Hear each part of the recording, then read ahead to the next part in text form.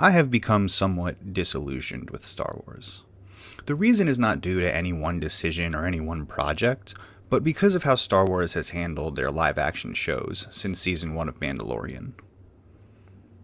Season 1 of Mandalorian was the first live-action Star Wars show, and it was quite well received. The show was simplistic and campy, but excelled in establishing a fun father-son space western with engaging characters, entertaining action, good pacing, and decent production. Mandalorian seemed like a good start to what would become a slew of live-action miniseries airing annually on Disney Plus from the perspectives of different characters within the Star Wars universe. It was with the Book of Boba Fett that the problems began to show. Now, I don't want to focus my complaints on the shows individually. Book of Boba Fett was a baffling decision. Honestly, I could barely get through the first episode, and I haven't watched the rest of Season 1, so I'm in no position to critique its nuts and bolts. What I am going to complain about, and what has been noticeable since at least the Book of Boba Fett, is the general floundering of the production of these shows. From the Book of Boba Fett, to Kenobi, to Ahsoka, to Season 3 of Mandalorian, and recently Acolyte, live-action Star Wars has been a stellar disappointment in a few key ways. Firstly, live-action Star Wars shows have major pacing issues. With the exception of Andor, these shows tend to be limited to 8 episodes a season, 30 to 40 minutes per episode. What an interesting choice. Instead of committing to full 12 to 20 episode seasons like normal shows, or committing to making 2-hour movies, Disney has attempted to bridge the two formats together and pump out mini-series.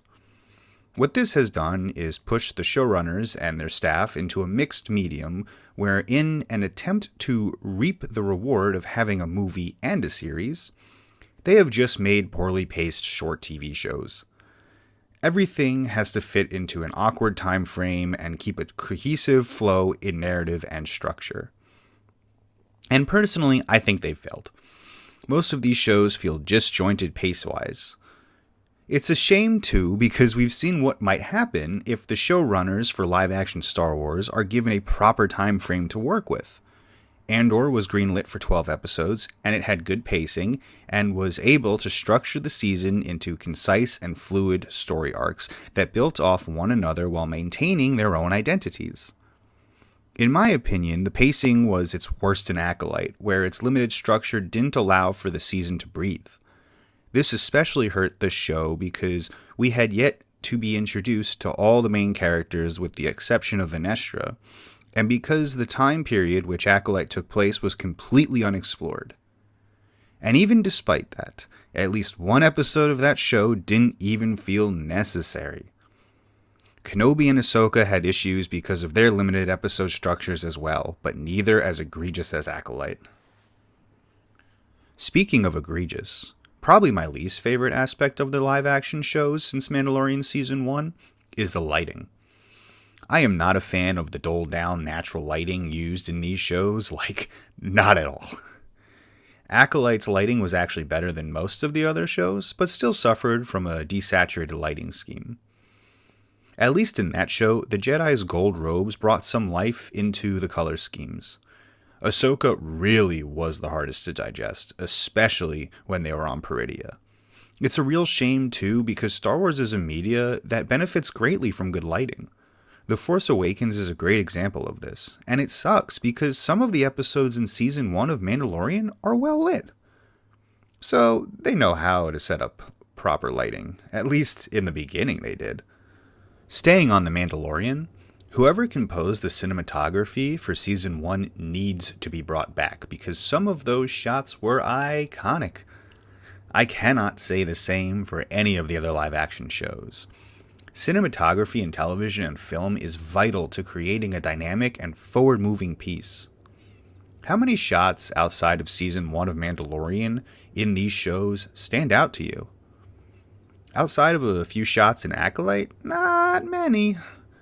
And Andor, of course, is the exception, but Andor is the exception to everything live-action Star Wars these days.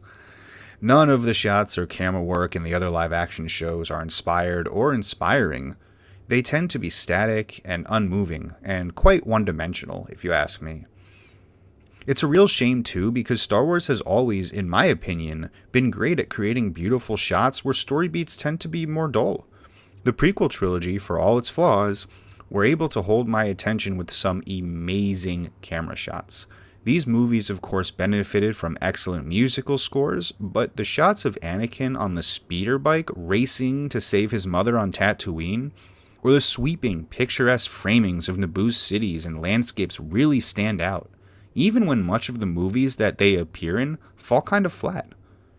The same cannot be said for the live-action Star Wars shows. It's honestly a shame that after 4 years of making live-action shows, these problems persist. Star Wars under Disney's tutelage has gotten a bad rep, and I think it's been mostly unfounded. Disney's era has produced some genuinely good art, such as Rogue One, Andor, and The Bad Batch. But when it comes to their live-action shows, they have by and large failed to produce quality television.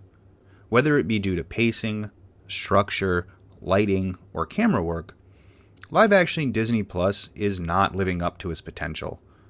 Currently, Skeleton Crew is streaming, but I honestly haven't seen it. I may sit down and watch it at some point, or I may not.